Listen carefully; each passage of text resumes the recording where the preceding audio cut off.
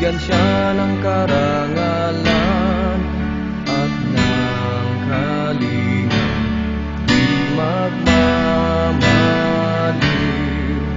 Ang aking mahal na kapatiran,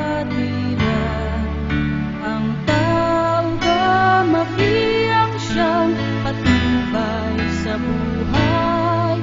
Ipagtanggol kung pangalay inaapi, bigyan siya ng karangalan at ng kalinga, di magmamaliw.